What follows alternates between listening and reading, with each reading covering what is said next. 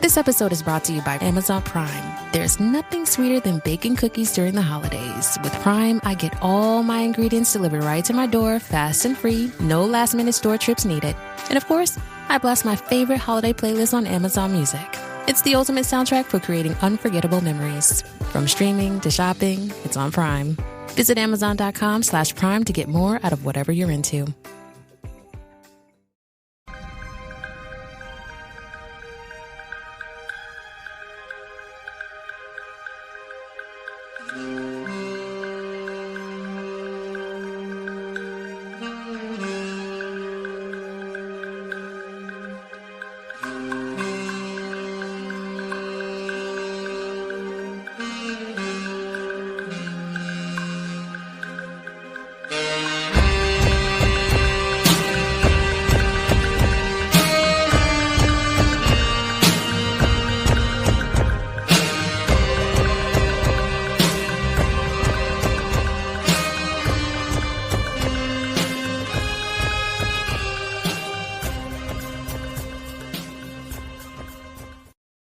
Good evening, Mavs fans. Welcome to Pod Maverick Presents Group Therapy, the show where we all join together and bitch incessantly about whatever it is that is on our minds in relation to these Dallas Mavericks. They just lost to the Oklahoma City Thunder, 118-104. They got pretty thoroughly whooped. Not a lot of positives to take from this game. So if you have them, I am very interested in hearing them. For those new to the show or listening live on the YouTube stream, you can click on the StreamYard link. That is the pinned comment. I welcome anybody up here if you have interesting things to say. If you're a keyboard warrior that wants to stay behind and talk shit, no, we don't. I don't play that around here. Please feel free to come up here and actually talk. That's what I'm interested in. My friend Simon, what's going on, man? Kirk, it's your favorite DC resident. It's 1 a.m. your time. What in the world? What's going on? 25 games in, I'm finally making an appearance this season. It's great to be on. It's great to be on with you. Wish it could be under better circumstances, but appreciate it as always. Sure, let's get your takes off. I want to hear them. Okay, so I actually played basketball tonight, so I didn't start watching the game until about beginning of the third quarter. Okay, so you saw when things went from to bleak. Yeah, and then the fourth quarter they made a little mini run there when Shea was on the bench, and then they brought Shea back in, and that was the end of that. Yep. So I listened to the pod you did with Jason Gallagher yesterday about Luka, and the MVP narrative and stuff like that.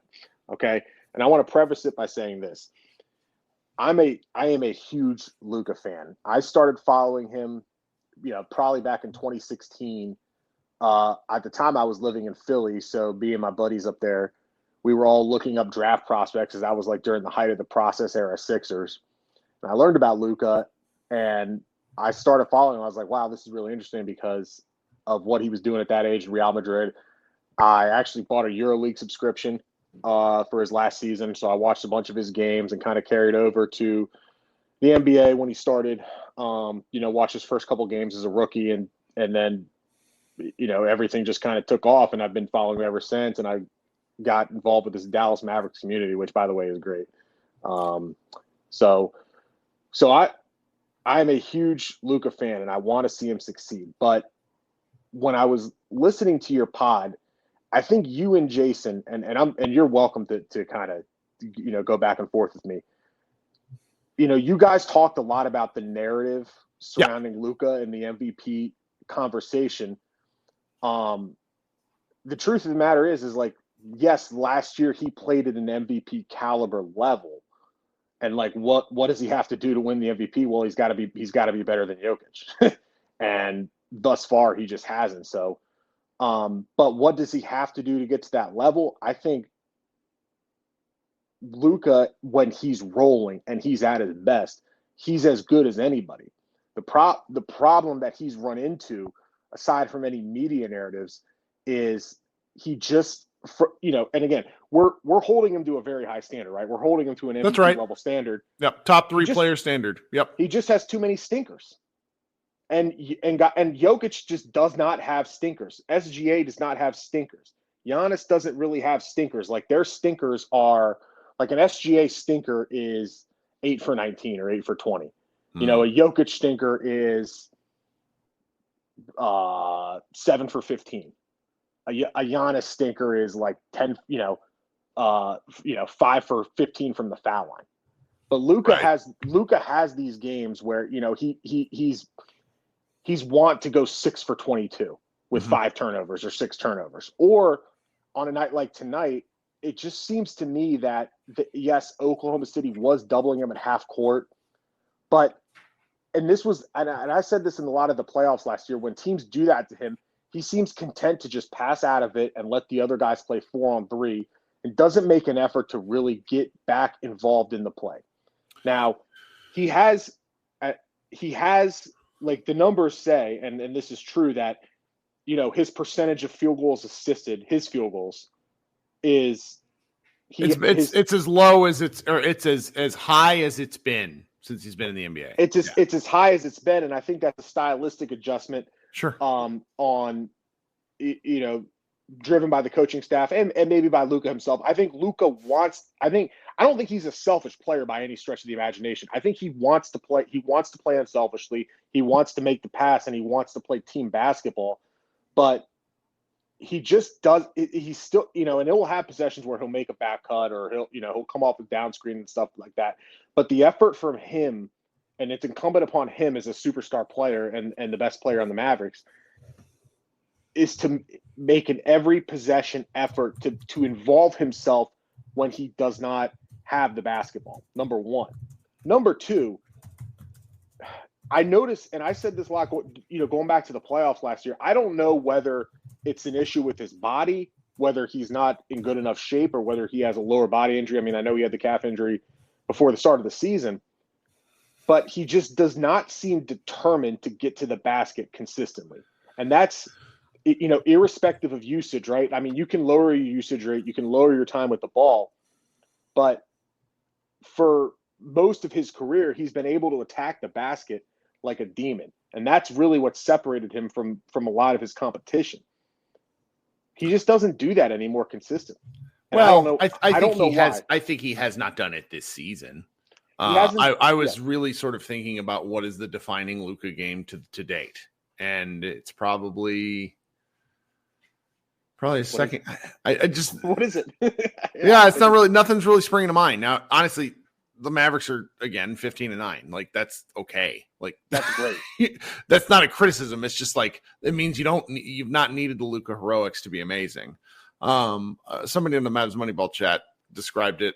His name's Tyler. He described it tonight as Luka needs to establish the run early. And this is where I think in our previous podcast, Josh Bowe and I were criticizing the game plan, where the game plan seems to be, let's see what can happen. And with our basic stuff, and if it doesn't go anywhere, we're just going to keep running it and hope that it works. Like, we're not going to adjust to what Oklahoma City does. And that's more or less what they did. I think Luka will be fine. I think Luka is fully capable of hitting a crazy 50-game stretch where he just blows everyone out of the water. I think so too. And I think the highs with Luka are higher than they are with Jokic and Shea and Giannis. But I do think the lows can be lower based off of his reactivity with how he plays. So that conversation, but keep in mind, one of the things I don't know if I emphasized this enough in that podcast, because Jason and I just kind of did that spur in the moment, is I was frustrated with already getting plunged into, like, because people, I don't know, one of the things people do is over-index social media sometimes, where it's like, these 100 voters that vote on this sort of stuff are not influenced by social media. They're influenced by their peers. And so the way their peers are discussing the Mavericks, I think, is pretty important. So it's like a voter like Kendrick Perkins dumping all over Luka is pretty frustrating. But, like, I'm not going to change Kendrick Perkins' mind. Like, that's not something I'm capable of doing. And so it's like, I was more interested in talking about the narrative, because to date, Luka has played like a player on the outside half of the MVP ladder. And that's just the way it is. Now, I'm pretty sure everything is going to be great. I'm pretty sure Luka is going to make a run at the MVP anyway. because he last week he was player of the week because he shot 44% from three and had like 4 steals a game. Like, again, the standards he has set for us to be amazed by him are pretty high. And that's, and so he's really working against his own greatness in his own legacy, because he somehow has to both top how great he has been while also fighting a narrative, which is, I think, somewhat unfair, but also somewhat understandable. So that's kind of where, and tonight was just a game where it's like right after we have this conversation, he didn't have a great game. It wasn't a terrible game, but again, the Mavericks did nothing. To me, I feel like the Mavericks didn't do anything to put him in a position to succeed. They just let Lou Dort take him out of the game, and Luka also let Lou Dort take him out of the game. Like, that was maddening. Correct. And now, I got my thoughts are running all over the place. I do want to say where I do agree. I want to agree with you on 2 points. Number one is that Luka has set the bar high for himself, especially when you go back to his second year. I mean, he was playing at an MVP level in year 2 as a 20 or 21-year-old, right? And it's not where I will disagree with you a little bit is, like, I don't think there is necessarily immediate bias against Luka, because how many times has he been the MVP favorite coming into a season? At least 3. But that's all because of the expectations that he's put on himself, and he's simply played excellent when the expectation is that he's going to play he's going to be the best, instead of being the best player in the league, he's the 3rd or 4th best player in the league. So from that aspect, he's been a quote unquote disappointment, right? But how can you be disappointed when you have the 3rd or 4th best player in the league? The other thing I will agree with you on in the podcast that you did with Gallagher was about that MVP straw poll bullshit and how it won Embiid. How it did win Embiid the MVP that year, and he did not deserve it. And I'm actually an Embiid fan because I lived in Philly for 6 years. I love the guy. I mean, I can't really defend him now, but I get it, because he was probably frustrated that he was playing at an MVP level for X amount of years. But then there's this guy in Denver who is just, I mean, he's as consistent as the morning sun. And that I think that's reflected in the advanced stats. And you guys talked about that also, right? Like the box plus minus and all that stuff. When you look at the Basketball Reference stuff, the reason I actually kind of lean toward box plus minus is it seems to weed out scrubs. like PER and win shares. You see guys do well in those metrics that are scrubs, but very well do you see a guy have a high BPM. Yeah, that's a scrub. Okay, and yeah. I think and the correlation, and Andy Bailey talks about this a lot, is like correlation between the BPM leader and the MVP over the last 10 years is almost 1-to-1. So how does Luka improve himself in that metric? Well, not only is he not consistent from game to game, right? He has a stinker like he does tonight, but he's also like not very consistent possession to possession. Because even when he does get hot, when he if he makes 3 threes in a row, that 4th one's going up. That was my criticism of the Toronto game. Like, they had the Raptors on the ropes, and I'm not going to blame any one person. It almost seems like he gets bored with the game sometimes. I mean, when you're that good, doesn't surprise me. Right. But that's the difference. But going back to a more micro level, the thing with Luka not attacking the basket, that it did. I noticed it last year, especially down the stretch, and it got worse in the playoffs. That was offset by the fact that he shot the 3 more than he ever did and better than he ever did. So it didn't really affect his overall efficiency. He just kind of readjusted his shot diet a little bit. But there was a couple times, even the one where he got, where Dort fouled him in the 4th quarter and he banked it in. Like, he didn't have any separation on that shot, because I don't think they're not playing him for the drive anymore. They don't, the way the defense is playing him nowadays, it's like they don't expect him. He's so burly and he's so strong that he just doesn't get body contact fouls anymore. And I hate that, because I don't think that's fair. I hate it too, but I also think part of that is his doing. And I have to be fair, right? And I love Luka, but it's twofold. Number one, the amount that he complains to the refs has to affect the whistle that he gets. Sure. somewhat. And number two, he does try to initiate a lot of that contact to the point where the other habit that he does that drives me crazy is a lot of times when he drives and he reverse pivots and he has like an open fadeaway or an open turnaround jump shot, before he shoots it, a lot of times he'll just shot fake air and then shoot it. Because I think his initial inclination is like, okay, well, I created the space. Now I'm going to throw the fake, and the guy's going to jump, and then I'm going to jump into him and get the foul. And then the other thing is, like, I noticed a couple of games. I think it was maybe the Memphis game where I can't remember which game it was, but he got called for a foul on a three, and he complained about it. He was like, or not complained, but he threw his hands up like, what the hell? But in my mind, I'm thinking, like, if that was him shooting the three and he didn't get the foul, he'd be doing the same thing. So I don't think he has right now. He doesn't have any credibility with the officials, and that's hurting him. Well, and tonight was a good, there was a couple of times where he was pretty bitchy about fouls, but not too demonstrative. He also didn't argue any of his own foul calls, and I think that's an area where he normally gets crushed. Where he'll argue something where he's like, that wasn't a foul. Or he puts his hands over his mouth and he does the high knees. Very demonstrative. He does the high knees and then he calls for the review. Yeah. He didn't do that tonight. Every foul he was like, me. Look, so. and to kind of put a bow on this, I do anticipate that.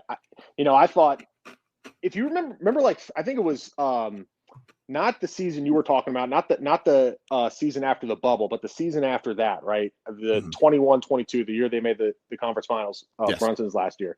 Yes. He started off that year like ass.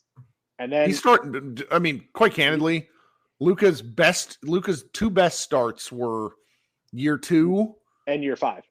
In year 5, I think that's right. That the year after they made then he just died on the vine because the Mavericks had no help.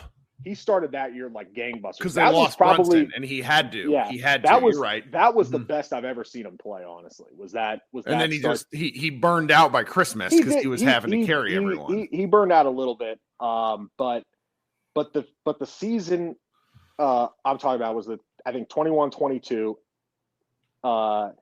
He started off that year like ass, and that was the year where like everybody was getting was out for COVID, right? And they had they were having like G League teams out there, and Luka had COVID, quote unquote, and was out for like 3 weeks. And I always I think like he went to fat camp. Yep. Yeah. And I thought that's kind of what they were doing with his wrist injury. Now maybe he really does have a wrist injury, but I was like, okay, well, he's probably going to fat camp. Maybe he just needed a little bit more time, but goddamn, I'm hoping that he kind of, what I think is like, I think you make great points about the Mavericks coaching staff and what they need to do to get him a little bit more involved off the ball and change up the strategy. But you do make a great point about Kidd is like, he doesn't really, early in the season, he likes to let people figure it out, and he likes to just kind of go with whatever rotation, and then by the end of the season he can figure out his combinations and whatnot. But I think Luka, what it comes down to is he really has to dig deep into his personal pride and say, like, I can't let Shai Gilgeous-Alexander go out and sure, drop 39 on us while I'm over here and I'm just like, I'm passing off, and then I'm standing like he has to dig. He's got to dig deep. My friend Robbie Calland, he's a freelance writer, or no, he writes for a site called Uprocks, and he said the Mavericks need for all road games, the Mavericks need to pay a fan to sit baseline to talk shit to Luka. And whatever. I mean, it's a great idea. I mean, whatever it takes, man. But I mean, he's in year 7 now. Like, he should. He at this point, if there's one criticism of him, he should be more consistent game to game, possession to possession, the way the top guys in the NBA are, who I would say are in no particular order. I mean, I would obviously have Jokic number 1, but like, then you go to Giannis, Luka, and Shai would be 2 through 4 in some order. But the only difference between Luka separating himself from that pack and getting into him and Jokic is just consistency. He's still not consistent game to game, possession to possession. But I will be watching the rest of the year, and I will be hoping for good outcomes, and hopefully sooner. They'll be fine. They're a great team. They're great. The Mavericks are good. The Mavericks are going to be good. The Mavericks have a very solid team, and they will be a top 4 seed with Luka playing at his current level. But if they want to, if they're actually going to seriously contend for a title, he needs to dig deep and he needs to be peak Luka, or else this thing is not going anywhere. It's not going to end the championship if Luka is not playing at an MVP level, and he's more than capable of doing it. And he's had, like you said, all these 40 game stretches where he's just been bonkers. Yep. And so he's just got to dig deep and get there. And Kirk, thank you for letting me talk. Hopefully I'll go to bed. Talk to you soon. Talk to you later. All right, buddy. All right, bye, man. Simon doesn't come on a lot, so he had a lot to say. Brian, what's up, buddy? Hey, man. How you doing? I'm fine. I mean, Josh was so pissed before our first game show started, where he's just like, I'm mad I even have to talk about this game, because it was just so written in the stars with what the 2 prongs. It's like the Mavs are either going to hit shots early and make it a competitive game, or they're going to look sluggish and shitty, and they're going to get dog walked. Well, yeah, I they weren't going to be able to muck this up and hang with them in the trenches without PJ. Once I saw PJ was out, even when Najee coming back, I was like, yeah, that's just right. They're going to rely on a shooting variance game, and then they just didn't. Then they didn't have the shooting variance game. Yeah, that was just a huge advantage on both ends that we just did not have. The way that they guarded us today, the way that they were sending 2 on the ball, whether it was Luka or Kyrie, and they were like, fine, we're just going to kill you with rotating super quick with our low men that are all 6'6" or shorter. That's right. And you just can't do that with PJ on the court, because either he's catching the ball in the corner and he's either going to take the shot, and if not, if you close out to him, he's just going to drive by him. And he's going to finish over whatever little tiny guy you got waiting in the paint. He don't care about that. Yeah, there were some frustrating games played. I thought Luka was not great, but he wasn't god awful. He had some silly turnovers in the first half, but other than that, so did everybody else. Missing shots. Right. Well, that's the other thing. I thought Kyrie's passing was legitimately awful today. Some of the worst passes I've seen him throw all season. Refresh my memory. Did he have a bad series against Oklahoma City? He had a poor shooting series. Did Jalen Williams seemed to really put the clamps on him, if I'm remembering correctly? There was some Jay Will was able to stay in front of him and make it hard on him with his length and his strength and stuff, but he was an incredible playmaker in that series, and he was really good on defense. So he didn't have. He was good on defense, yeah, for sure. I just meant offensively. I remember him struggling hardcore. Yeah, no, the playmaking was there for him to the point that it offset some of the bad shooting stuff. So tonight he didn't really have either, and the defense was fine. He had some plays that he made with his hands, getting his hands on balls and stripping the ball mid shot, stuff like that. But otherwise, Kyrie was just a dude out there for 3 quarters, and you can't have that when nothing else really is going right. Derek Lively played really soft tonight, which is something the numbers don't if you're a box score watcher, you're probably screaming at us for this Lively stuff, because Josh and I thought the same thing, and it's just his impact this year has been odd. Well, that's the thing. That's I've been saying this and you can attest to it, because I've been saying it on Twitter. I've been saying it. You haven't seen me say it on Blue Sky. I've been saying it in the playback and stuff like that. The second most important player on our team right now is PJ Washington, because he unlocks everything for us defensively.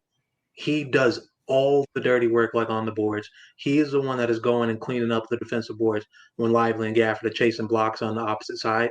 He's the one that is coming on the back end and playing weak side rim protector and actually altering and blocking shots that the bigs just frankly don't see coming, because they have their heads turned and they're focused on wherever the ball was. Right. And then on offense, what he does for us as just a fourth option that can attack with the ball in his hands from the perimeter, can make open jump shots, can punish smaller guys in the post.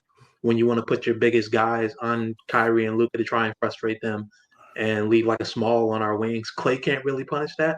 And then when you want to put your biggest guys on Kyrie and Luka to try and frustrate them and leave a small on our wings, Klay can't really punish that. And then when you want to put your biggest guys on Kyrie and Luka to try and frustrate them and leave a small on our wings, Klay can't really punish that. And then when you want to put your biggest guys on Kyrie and Luka to try and frustrate them and leave a small on our wings, Klay can't really punish that. PJ does. That's his role. And so we sorely missed him tonight because all that Isaiah Joe shit that was going on, that would not be going on if PJ Washington was there. So, yeah, now there were some positives to take away from the game, though. Sure. I thought Clay was he had some frustrating clanks in the first half, but outside of that, he shot the ball really well. He had a pretty solid game. Yeah.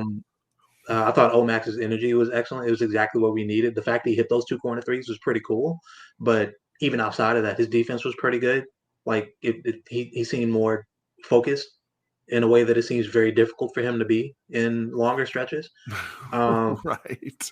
And like the fact that Kid was going with him towards the end, even over Maxey, like once he realized, okay, Maxey just doesn't have it tonight, like that's a huge improvement because normally, even if Maxey doesn't have it, if it's between those two, he's just going to leave Maxey in there to figure it out most times. So between the last game in Toronto and now this one, hopefully this is a nice trend where Omax can maybe steal a few of those minutes. And if Maxey doesn't have it on a given night or if he's not looking at the basket, one thing we know Omax is going to do is go out there and play hard. Yes. And that's what he did tonight.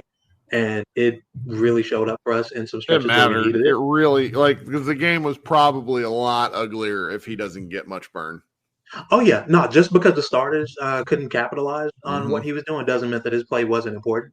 So if he can keep building confidence, that's really cool for us going forward, especially if you can have him come in and do that for, say, like 8 minutes a game behind PJ, who's going to be getting the bulk of those minutes. Yeah. Najee was awesome. Even, first game back off the illness. They gave him so many games off to, help him get his conditioning right. And I could see where it helped him out. He was pretty good. So him falling kind of right back into it was pretty nice. A little disappointed by the Grimes game. Frankly, he just missed shots. He had some kind of boneheaded plays. He started on off the ball. in quicksand. Yeah. He had some boneheaded plays on ball, but after that, like he was just doing what he was supposed to. And he was just missing shots from the wing and from the corner that I know he'll hit down the line. So I'm not too worried about that. We honestly, we just really missed because even once we started getting things going, we just missed PJ as that point of attack defender that we can just, that junkyard dart. We can just say, look, whoever is scoring for them, go get them. And like, just make it hard on them. You don't even have to slow them down. Just make it hard on them. And we didn't have anybody we could throw on Shea that could do that tonight. I think Najee will be better when he's coming in. He's batting cleanup behind PJ doing that. But tonight, Shea had an answer for everything. We did not have it, even in a night where J-Dub didn't play all that well. And yeah, Lively just got bitched by Hart. Like in the like. And I was really worried about that. Yeah, it's just like he's an older, more experienced, like and physically stronger player. So yeah, I was a bit concerned about that, but I mean, Lively's rebounds like I've been complaining all year about Lively's defensive boards, and he gets a lot this game, but a lot of them were like coming directly to him. There weren't a lot of contested boards that he was winning. He was slapping at stuff like Dwight Powell. I was very, very frustrated watching him play. He had some where he was high pointing the ball in the air, and like he's really good at that. And that's one of his strong points. That's cool. But if you mistime it, you're kind of fucked. Yeah, that's the thing. We need you to be able to sit down and box out. There's not a single Maverick that can box anybody. None of these guys box anybody out. Like Luka, it's literally PJ and Grimes. Yeah, and Grimes is like even better, just like chasing after the ball. And like Luka actually is really fantastic at high pointing it too, which is funny because it's not like Luka's a leaper, but like he's just got really good timing, and plus he's a wide body. So if he's generally in the right area, he ends up with the ball. But he had a couple that were just taken from him. And there was just elements of a lack of toughness that the Mavericks had tonight. That drove me crazy. Yeah, like all the rebounds that we had that were contested that we would get the defensive boards, and they would slap out of that. Now, a lot of those are fouls, but you do it so much. They're not going to call all of them. Even the one where Ludor absolutely mugged Luka on the baseline, where there were like 2 fouls on, and you know exactly which one I'm talking about. But they're not going to call that all the time. You can't sit down on the ground and cry about it. You got to fight for the ball or get up and foul that dude. Like that's right. That just is what it is. But yeah, there are people overreacting to this game. I think I saw Logan and Jack on Twitter having a back and forth talking about it. where they were just like, yeah, man, Logan said something to the effect of, this team beat us way worse in game one of the series. Yeah, that game was so disheartening. And yeah, God, I was mentally out of there after that one because that I was just like, can we fire Kid already? I'm so tired of losing game ones because Kid doesn't want to show any cards once he finds something. I was kind of there with you, and then what happened? We went and we won 4 of 5 straight games against them. So like it. On the road, on the home, or at home. And that's why, like, you know, you were giving me grief earlier for blocking that Oklahoma City troll in the comments, and I'm just like, I don't have patience for people that don't make it out of the second round. Oh, me? No, I wasn't giving you grief for blocking them. I was giving you grief for not blocking them soon enough. I don't interact with other team trolls after a loss. Yeah. That's y'all business. Go do that where y'all do that. Like, you Mavs fans are weird talking about Mavs on the Mavs podcast. Like, go fuck yourself. Like that's not even worth dignifying with a response. I ain't got nothing to say to that. But look, man, this is a forward-facing podcast that acknowledges our fans and participants and our trolls. That's true. That's true. Look, you do. It's like I said, I commend you for interacting with so many trolls. Well, Lord knows when we'll play again. Apparently the 15th, which is a mile from now, which means I'm going to have to fill some space and figure out some other podcasts to do just because I don't know. This cup thing is not for me. It's not. I like it. I don't know if I like all the downtime. I don't mind it for us. Yes, and recovering from whatever plague they have. Yeah, like get the Jimmy Butler flu out of here. I'm so tired. I don't want to see another person on the injury report. I want somebody standing out of the Mavs bathroom. I want someone standing out of the Mavs bathroom, and their job is every time a Mavs player comes out of the bathroom, go, "Did you wash your hands?" Man, hand out hand sanitizer, masks, whatever you got to do, bro. We not doing this no more. I'm sorry. Love it, man. Thanks so much for hanging out. All right. Of course, dude. Thanks for having me. Talk soon. All right, Rain, tell me what's going on. I know you're getting pretty tired, so I'll try and fire off the takes that I have. I'm all over the place for this game. Look, it's the middle of the day here in Australia, so I'm going to be honest. I was busy doing shit. I was paying a bit attention to the game when I could. I was missing wide stretches. I felt like I missed half a quarter of the second and went, has Luka touched the ball once? No, that happened a lot. Same with Kyrie. It was both, where neither one was touching the ball, and I'm just like, what is happening? So I'm going to get my Luka hating out of the way before I'm going to glaze him, because I've also got some opinions based on that podcast not based on that podcast, that have been brought to the forefront because of the one you did with, was it Jason Gallagher? Yeah. So one of the things I hate most about Luka is the way he lets the whistle get to him. Sometimes he goes to make a point. He will do something he knows is going to get him fouled, doesn't get the whistle, gets pissed. Yep. And that's partially his own fault because of this reputation he has with the refs now. Now, Lou Dort fouls like a motherfucker. Well, it's his profession. And in this game, Luka went, okay, I know Lou Dort's going to foul the fuck out of me. I'm going to go stand in the corner because you can't be fucked dealing with the refs not giving me the calls. Now, maybe that's not at all. Maybe there was some sort of game plan that, the genius kid came up with. But that's basically what I saw. And am I a basketball savant? No. So was there something in there that I was probably missing? Sure. Nah. But as a fan, that's what it looked like to me.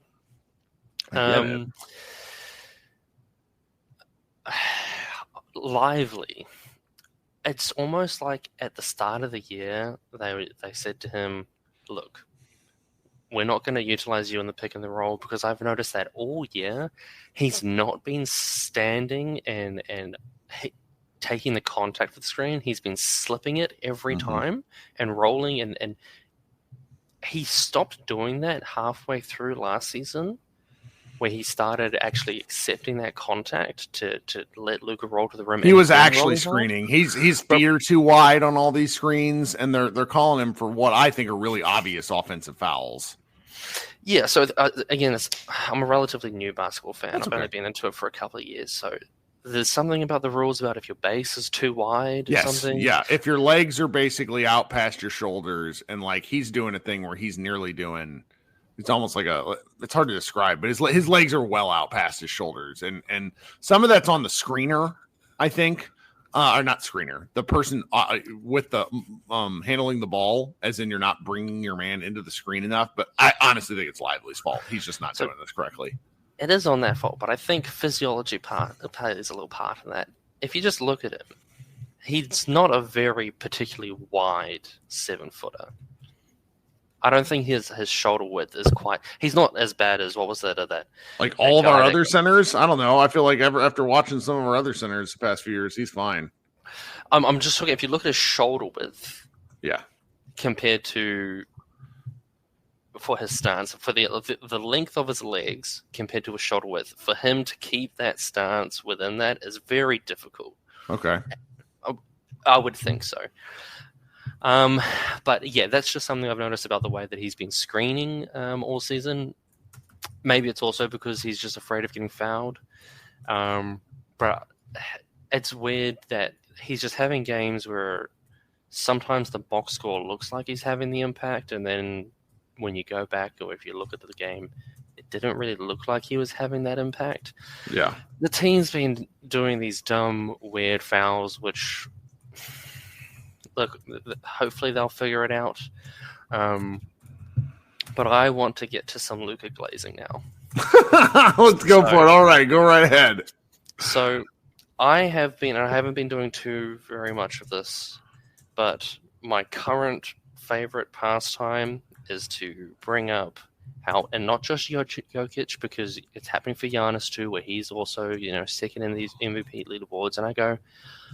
But team success matters, guys. And then when people turn around, oh, but look at his stats. And I go, well, are you new here? Because this is the same argument that's been going across Luka for the last couple of seasons. Right. Let's just be honest. If Giannis or Jokic right now had that 73-point game happen to them tomorrow, they will win that MVP guaranteed regardless of seeding. I'm fairly confident in saying that. If they have a 60-point triple-double, going back to that 73-point game, the narrative, how Embiid had his 70-point performance, and Luka has his, and immediately there's something wrong with the NBA. The foul calls is ridiculous. Even though the fouls in that game weren't that bad. No, the fouls weren't even the thing. Luka was murdering them from the 3-point line. He barely, I think he shot like 12 free throws. That was a nothing burger. Exactly. And he even kept up his scoring. I'm pretty sure his scoring averages even went up after the way they started. Yeah, they were the only ones that stayed within the same line. Yeah. So, to anyone who says that last year he was not better than Jokic, I'm sorry. Jokic's numbers was something like 26, 12, and 9. And yeah, when the 7-footer is getting 2 or 3 more rebounds than the 6'7" guy, I'm sorry, whoop-de-fucking-do. Yes, he has better efficiency. Yes, he can throw the kitchen sink stat at you, which... Come on, let's be honest. Like, what the fuck are we doing here? Kitchen sink? That's an actual statistic. This year, does Luka deserve that MVP right now? No. Where he's not even in the discussion. Definitely infuriating. How the narrative. Yes. I know there is no set criteria, but the way that the criteria changes from year to year, and it just always so happens to be the one that plays against Luka. It is incredibly infuriating. Sure. Last year, he probably should have won MVP. I feel like they pretty much got to the end of the year and went, he's on the top, Jokic's top 3 seed. He's got really good stats again. We fucked up last year, gave it to Embiid when he didn't deserve it. We'll give him the third MVP that he did deserve the year prior, 100%. So, yeah, that's pretty much that's my problem with the narrative. And look, at this point, could Jokic and the Nuggets or the Bucks turn it around and be a top 5 seed? But I'm sorry, if they give it to anyone and they're not a minimum of a top 4 seed or a 50-plus win team, I'm going to riot. I will riot. I'm in a completely different country to you guys, but I'm going to be honest. That guy in New York, a little bit inspirational. I'm going to leave that comment there. Try to get me in trouble, Rain. Just kidding. Go ahead. Yeah. Look, we don't really have guns here, so that's also not He true. 3D printed the thing. Oh, really? Yeah. See, Sorry, we're off topic. I'm very off topic. I'm going to be honest. I don't pay too much attention to that. I don't have enough time in my life. Basketball and work consume so much time but the memes for that have been fantastic. So funny. The internet's peak. Yeah. But yeah, the narratives this season are insane. So yes, is Jokic having the best season? Yes, Giannis is having one of his best seasons. That shot, that sort of mid-range turnaround shot he's added to his game is actually quite scary when you think about what they're For Giannis? For Giannis, yes. Oh, yeah. For what their missteps have been in the playoffs is how he can't really operate in a half-court setting, and if he's got that shot in the playoffs, well, shit, Yeah. that's kind of scary. So, like that is very legitimately scary. As for this game, there's not too much to take away. Hey, maybe Omax might be playable for 5 to 10 minutes a game, and maybe in 2-3 years from now, he might be a legitimate rotational player. That's pretty much what we learned. Maybe. Other than that, there's not too, like, anyone who's getting really mad about this game, I don't know what to tell you. This game doesn't look like to me like it's going to be a 6 or 7 game losing streak. Yeah, we have some built-in excuses. I don't really give too much of a shit about those either. As long as the next game they come out and they don't look super flat again and Luka doesn't go back on a slide of having games like this, then it's fine. Yeah, the world's not on fire. Things are fine. That's how I want to end my take. Well, thank you so much for waiting to talk and hanging out, okay? No worries. Thanks, Kirk. All right, talk to you. This episode is brought to you by Disney Plus. Game on, because ESPN Plus content is available on Disney Plus. You can watch your favorites from Disney Plus, Hulu, and ESPN Plus together like never before. With ESPN Plus, unwrap a full day of NBA action on Christmas Day. Tip off the festivities with the Spurs and Knicks, followed by the Mavs and Timberwolves. Then a clash between the Lakers and Warriors, followed by the 76ers and Celtics. And finally, the Nuggets face off against the Suns, all streaming December 25th. Then with Hulu, watch the terrifying sci-fi thriller Alien Romulus, where a group of young space colonizers come face to face with the ultimate horror. And on Disney Plus, follow the adventures of 4 kids across the galaxy as they meet unlikely allies and enemies in Star Wars: Skeleton Crew, starring Jude Law. All of these and more now streaming and available with a bundle subscription. Visit DisneyPlus.com for details. Terms apply. This episode is brought to you by AWS. Amazon Q Business is the new generative AI assistant from AWS. Many tasks can make business slow, like wading through mud. Help! Luckily, there's a faster, easier, less messy choice. Amazon Q can securely understand your business data to help you streamline tasks, like summarizing quarterly results or doing complex analyses in no time. Q got this. Learn what Amazon Q Business can do for you at aws.com/learn more. Up next is my man, Henry. Henry, I've not talked to you in a really long time. Did I ever tell you that the magnesium worked for me for my eye twitch? Oh, which one? The glycinate or the magnesium breakthrough? I don't remember. I don't even remember what I have upstairs, but I took it for about 2 weeks and then all of a sudden my eye twitch stopped. So congratulations for helping me. No, you're all good. And you sleep like a baby afterwards. So it helps with that. And you get like really deep restful sleep. Is that why I'm not waking up with the baby stuff? And my wife kind of wants to murder me. Yeah. It's magnesium. Knocks you right clean the fuck up. We're not telling her this. Okay. Yeah. But she's like, you can have a fucking eye twitch. You're waking up with a baby. Yeah, it's so crazy, fam. But I'm back on my fire kid train. It's just the style of play doesn't fit, and I'm specifically just mean we could pretty much kill anybody else. I'm not worried about anybody else. But OKC and Boston, 5 out wide, constant schemes, I feel like I'm watching 2 different eras or 2 different styles of basketball to when I watched Kid. Kid doesn't really have a scheme or an offensive set or an identity, but watching them and then watching Mark Dagenau and then watching Boston do it, it feels like I'm watching two totally different teams. I mean, Dallas gave away, number one, PJ didn't play. Number two, Luka and Kyrie were passive and awful, and neither was put in a position to succeed where they didn't make their own play.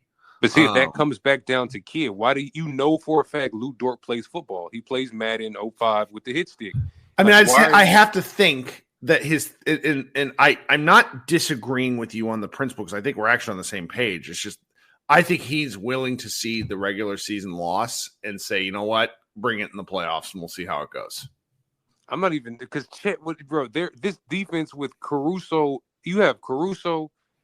Dort, the Thunder are much better, and I don't know what the Mavericks do. And that's three defensive people that you can leave on an island with Luka and Kai. And then if you somehow get past them, you got Chet waiting on you in the background. It's not finna get any better or any easier for us. And Mark Dagenau, did you watch his interview when he was speaking with the TNT cast about what he was going? I didn't. Tell me. When Mark Dagenau speaks, he sounds like the smartest guy in the room. Either that or he's an arrogant asshole. But anytime he answers it, it seems like he's giving a concise and thoughtful answer. Mm-hmm. He might genuinely believe he's the smartest guy anytime he walks into a room. I mean, they were pretty much blitzing, sending the double any single time to get the ball out of their hands. I don't know why. Okay, did Kidd not want to give SGA the same treatment, or did you feel like he couldn't blitz two at the ball with the way OKC were playing?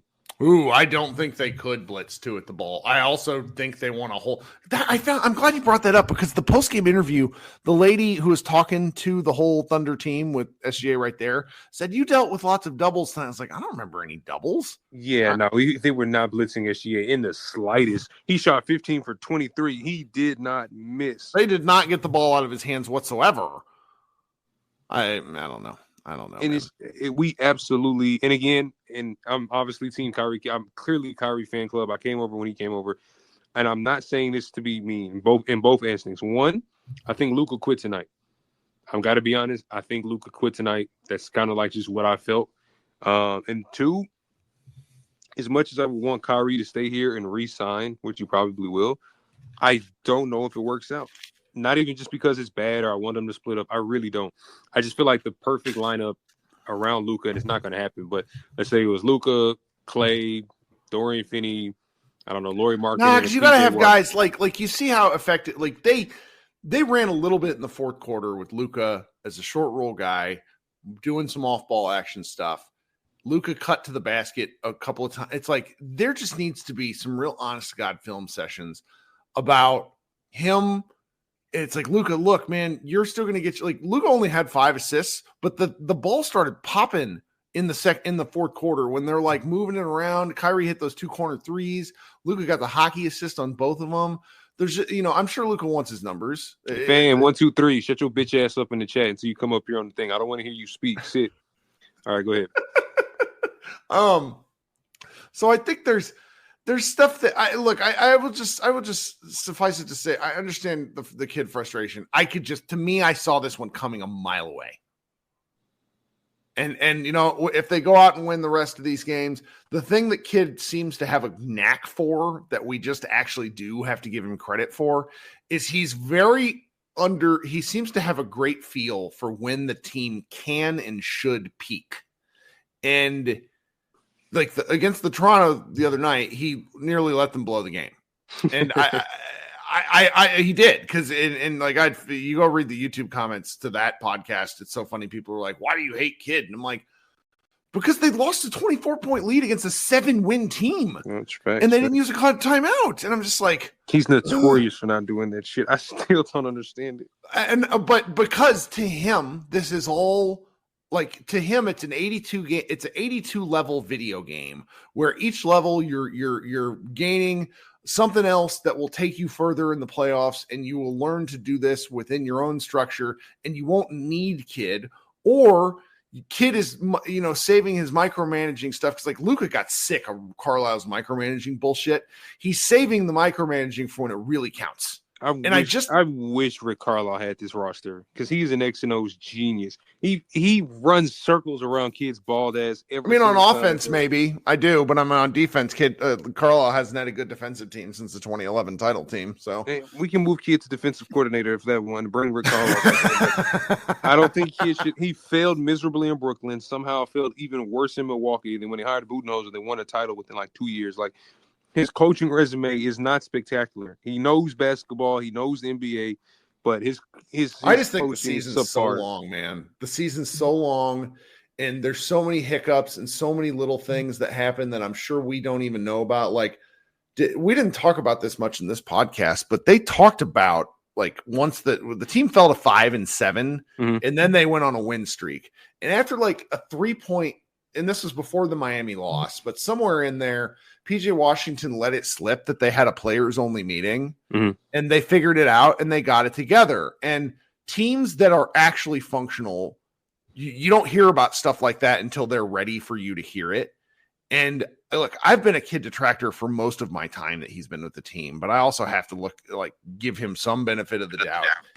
And they started the season the way I wanted them to. They're 16-9 right now, or whatever it is. Like, there's still a long way to go. 25 games. Well, if they win like 57 or 58 games, like I'm just going to be ecstatic, man. And we'll see. He says Rick's coaching style is outdated, fam. Atlanta and Rick's personality style is outdated. Like Luka fucking hated that guy. I get that. There's a certain why does Indiana and Atlanta consistently beat Cleveland, beat Boston? Like there are far less talented teams that consistently beat some of these top tier teams. Like I just feel like we need to implement. I don't know, and I think you said this maybe I think last year sometime. Kidd consistently has them underprepared, and again, I don't know if this is part of his genius plan to like get the kinks and like figure some things out to have it loaded in the war chest or whatnot, but. He consistently has them underprepared and annoys the absolute shit out of them. They came out like Josh said it. I liked what Josh Bowe said in another podcast because I was bitching about the game plan, and he goes, "Well, it was vanilla game. It was a vanilla game plan paired with a vanilla effort." What did they think was going to happen tonight, though? Like I don't understand what my working theory, and I'm guessing you didn't hear the first half of the pod. My working theory is that they came out and thought and decided. This is just theory, but they decided was that we're going to run our basic stuff. And if we're hitting our shots, we can hang with Oklahoma City. And then we'll try to see if we can make a game out of this. But the thing is I feel like Dallas only knows how to play one way. But they do think about the easy button stuff we never see them do. They do not run Kyrie Luka screen and rolls. True. That is a vicious play that they can just smash when it works. Are we saving it for the playoffs or why? Yes. Okay. I hate it, but that's what they're like. Omax was like he was the only player with a positive plus minus. They pulled Omax that's the after one he positive hit. For tonight. I didn't see a single fucking Maxey minute. That was the one positive. Oh, he was out. He's out with whatever plague PJ and everyone else has. That's fine. Stay gone. But Omax was just he's and people think I'm crazy for saying that. He's like a Kawhi in San Antonio. Like, he may be a B+ version of it, but like he moves his feet and he defends without fouling so well. Like the block chase down in Toronto that he had. Like Omax is amazing. We had a guy on the last podcast. His name is Michael. He's a Mavs Moneyball writer, and he described Omax as playing at 1.75 speed. I love it. I love Omax so much. I hope we don't do the Jimmy Butler thing. That's his contract is enormous. The only way they could do the math is if they move Kyrie, and that ain't happening. Again, mainly because I think Jimmy would want to come here, and I think that he just wants to be closer to home. Yeah, I think he probably goes to Houston. Houston makes the most sense. But again, I was saying it earlier, but I know Kyrie's going to resign, and I have no problem with him doing it. But I don't think if he wants to win another title, I think he probably has to do it elsewhere. And it's not because they don't work. It's not because nothing. I just feel like to build the team around Luka, you would need like Luka, Clay, Dorian, PJ. Like you would need like big 6'7", 6'8" across the board. And I think that's probably like a better fit for him. And honestly, Kidd, I don't think Kidd would be better off coaching Tyrese Halliburton. Like, I don't think he knows what to do with Luka per se. I feel like Kidd would be a better coach for Halliburton, Trae Young, kind of like more of that. But Well, I appreciate the fire take. This is a great. It's what the late night podcast is for. Fan 1, 2, 3. You hated Kyrie when he get here. Don't try to switch up and play. That's true. No, he's grown to love him. Can we put a ban button on this? Like, no, it's a reluctant love. All right. Thanks so much, man. We'll talk soon. Yep. All right, my man Matei. What's going on tonight, brother? Hey, Kirk. How you doing? Bro, tonight. What time is it in Slovenia? It's 7:45 a.m. It's so you've just been morning. up since like 3 a.m? I've been up since 4. Woke up like 20 minutes after the game started, watching it on League Pass, and just then like I just caught up. I actually prefer starting the game a bit later so I can just skip all the breaks in the game and catch like the that's right catch up by the fourth quarter. Yeah, that makes sense. Yeah, or the fourth quarter. Like I can start actually on League Pass. That's interesting. I can start watching it like an hour and 20 minutes later. So basically like at the halftime, the end of the halftime, and still catch the last quarter live, last 5 minutes live. So that's how long NBA games are. But yeah, I mean, like it was an interesting debate with the captain of Team Kyrie right before me. I mean, he said like what his thoughts about what team Luka needs around him. He also needs ball handlers around him. He also needs a ball handler like Kyrie, exactly like Kyrie. Now, would it be excellent if Kyrie was 6'7"? Yeah, then it's game over. Like because he was mentioning bigger guys, sure. Like Kyrie is a smaller guard, and that presents certain issues on defense for the Mavericks. But what he brings as another ball handler next to Luka, and I think he understands very well the gravity Luka brings to his game that Luka has, that brings like what it gives to his game, the spacing it gives him, the room to operate, to maneuver. I don't think Kyrie feels neglected as far as Mavs offense goes in the smallest bit. I do think that I agree with the team captain Kyrie, team captain, that kid is not maximizing Luka and Kyrie on offense. We already know that. I mean, we've been wanting to see more Luka screening, and you talked about this in here as well. Luka screening, Luka in the short roll, Luka used in different ways, off ball, coming off. It can't just be him standing 40 feet from the basket. It can't just be him standing in the corner. He was standing in the corner a lot in this game. I mean, just sure, like he's got a defender next to him, but you can utilize Luka a lot better and a lot more than they did so far. But I also agree with you.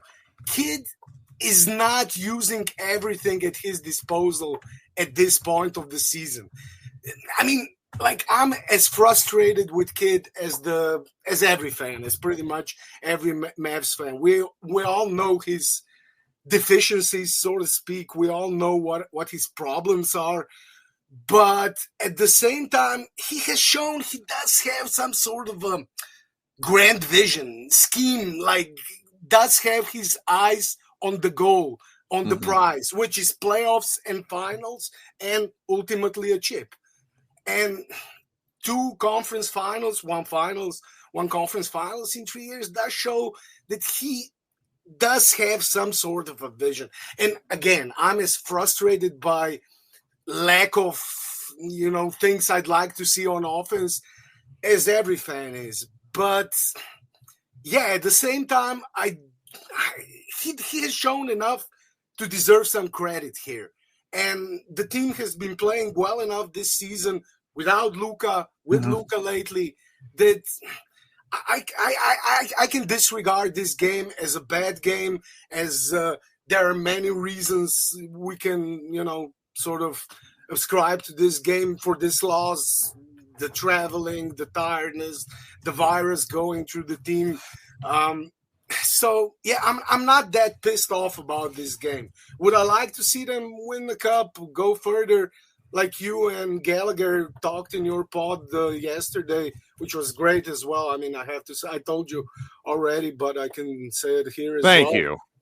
I mean, it would help with the narratives, with the Luka narratives especially, but keep your eyes on the prize. And I think Kidd is doing that.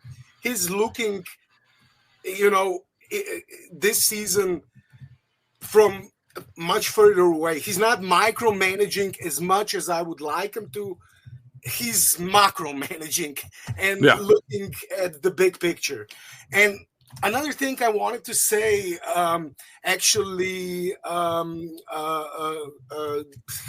I forgot his name. Simon, who was talking, that sort of got me pissed because he said that Luka has to be more consistent, that other players like Jokic, Giannis, I think he mentioned SGA as well, they don't have bad games.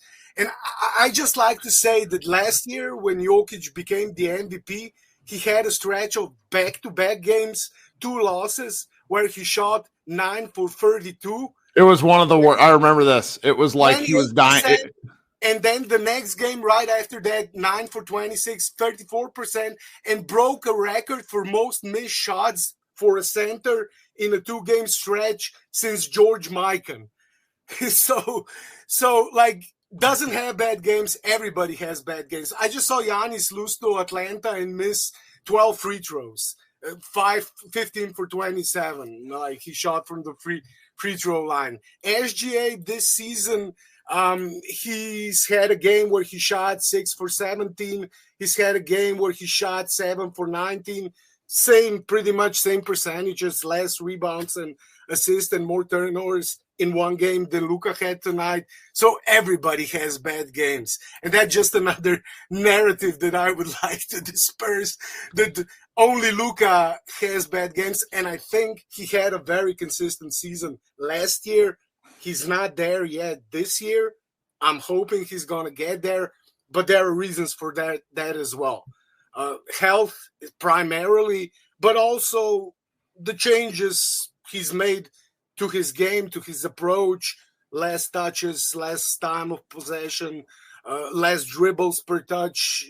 That, I think, also had a small effect on his, struggles this year. Not a big one. I'm not going to say that, missing layups and missing his push shots in the paint next to the rim, like he's missing stuff he shouldn't be missing there, and he's got to get better, although he's been better lately except for this game. But overall, again, I think there's a big picture here we have to keep in mind and wait, inhale, exhale, let this game go by, see how they play, when they get some rest now, and hopefully they'll get a bit more rest, at least a little bit more rest. If they would be playing the finals as well, that would make their schedule maybe even harder, and maybe that wouldn't be good for them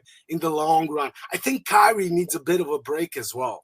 It wouldn't hurt to rest him for a game or two. It really has been a lot of basketball. My wife is kind of complaining where it seems like I've been working every other night for a month and a half.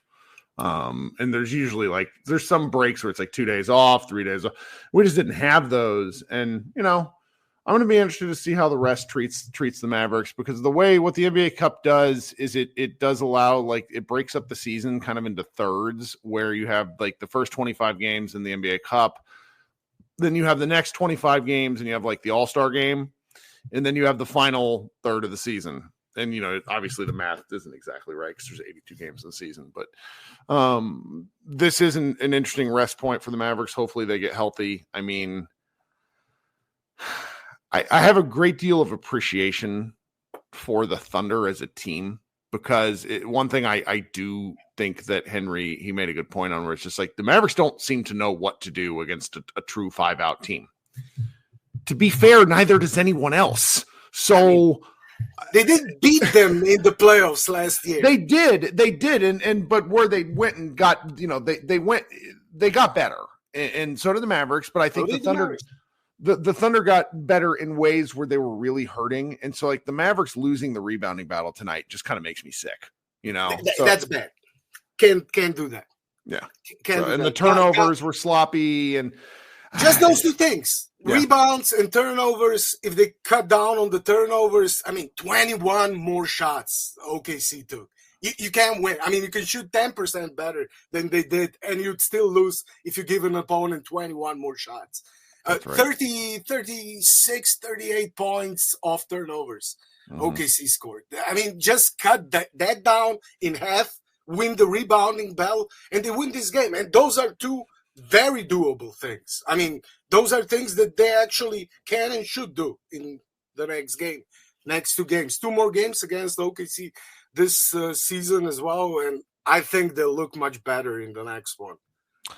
And I hope so. Though I also just sort of need, and I was complaining about this, I'll probably just continue to complain until I know exactly when the Mavericks play again. I need this stuff on the schedule so I can figure out what I'm going to do with my life.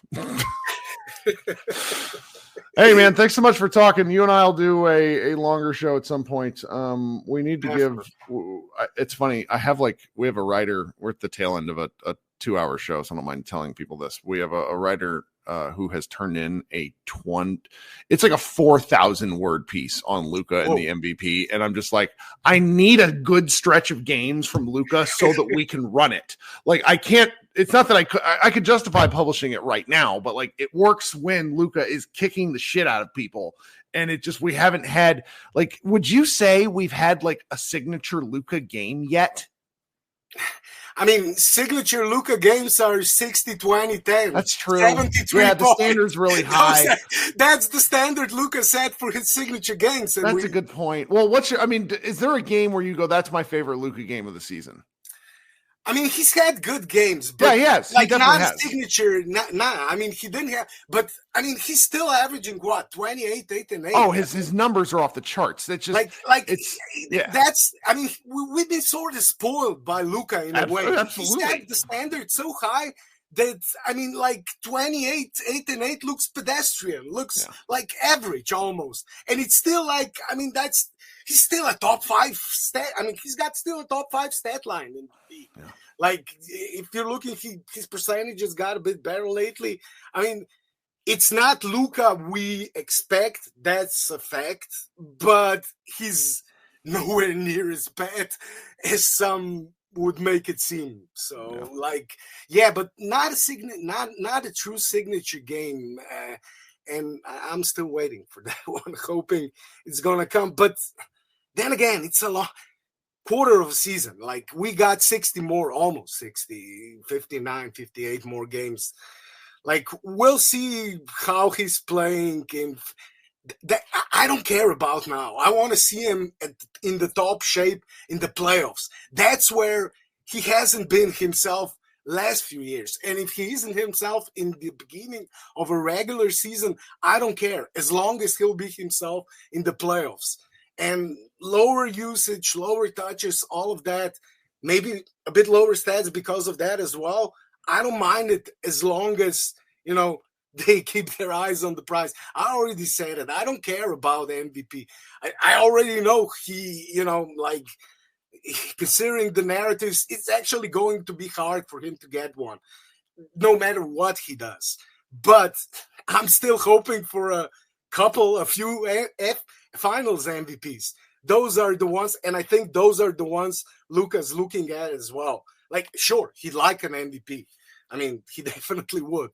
But, if he finishes, if he finishes his career with 3 finals MVPs or 3 rings, couple of finals MVPs, he'd be much happier than having 3 MVPs. Yep. So keep your eyes on the prize, fans. All right, man. Hey, thanks for staying up. Thanks for waking up early to talk with us. Over the past several shows, staying up and tolerating me ranting at this hour. This is the best.